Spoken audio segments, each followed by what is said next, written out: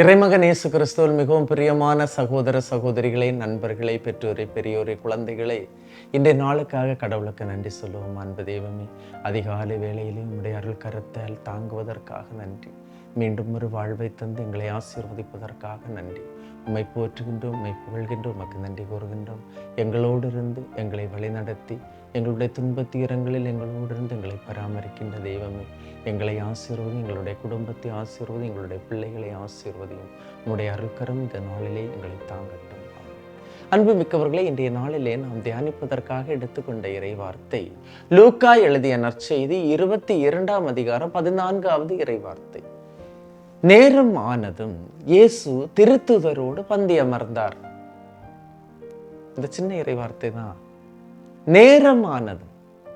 கடவுளின் நேரம் என்பது ஒன்று, மனிதனின் நேரம் என்பது ஒன்று. கடவுளின் பார்வையில் 1000 ஆண்டுகள் ஒரு ஆண்டு போல இருக்கும் என்று இறை வார்த்தை சொல்லுகின்றார். எனவே கட்டுவதற்கு ஒரு காலம், இடிப்பதற்கு ஒரு காலம், விதைக்க ஒரு காலம், அறுவடை செய்ய ஒரு காலம் என்ற காலத்தை பற்றி பழைய ஏற்பாடு நமக்கு சொல்லுகின்றது. ஆக நமக்கு தருகின்ற செய்தி, கடவுளின் நேரத்துக்காக காத்திருக்க வேண்டும். அவர் நம்மில் செயல்படும் நேரத்துக்காக காத்திருக்க வேண்டும். பொறுமையோடும் நம்பிக்கையோடும் காத்திருக்க வேண்டும். கடவுளின் வல்லமை மிக்க கரத்தின் கீழ் உங்களை தாழ்த்துங்கள், உரிய காலத்தில் அவர் உங்களை உயர்த்துவார் என்று பேதுரு நமக்கு சொல்லுகின்றார். பலர் பாடுபட்டு வேலை செய்கின்றார்கள், ஆனால் பொறுமை இழந்து தவிக்கின்றார்கள்.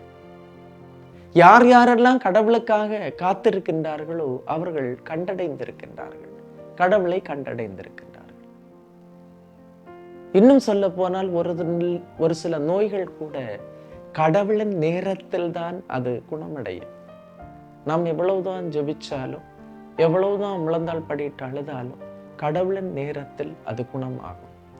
எனவே கடவுளின் திருவுளத்தை அறிகின்ற மக்களாக, அவருடைய இறை வார்த்தையை கேட்டு கீழ்ப்படுகின்ற மக்களாக, அன்னை மரியாவை போன்று ஆண்டவரின் வார்த்தை எல்லாத்தையும் இதயத்தில் இருத்தி தியானிக்கின்ற பிள்ளைகளாக மாறும்போது கடவுளின் நேரத்தை பற்றி அறிய முடியும்.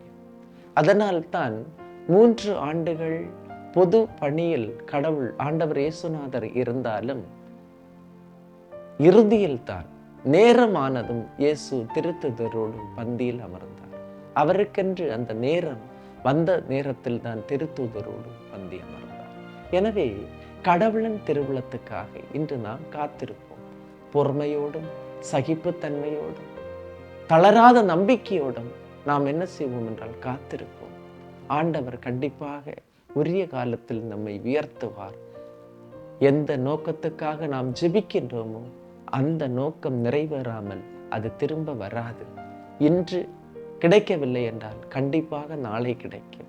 நாளை கிடைக்கவில்லை என்றால் நாளை மறுநாள் கண்டிப்பாக கிடைக்கும். எனவே நம்புவோம், ஆண்டவர் நம்மை ஆசீர்வதிப்பார். எல்லாம் வல்ல இறைவன் தந்தை, மகன், தூய ஆவியார் உங்களையும் உங்கள் குடும்பத்தையும் நிறைவாய் ஆசீர்வதிப்பாராக. ஆமென். இயேசுவுக்கே புகழ், இயேசுவுக்கே நன்றி. மரியே வாழ்க.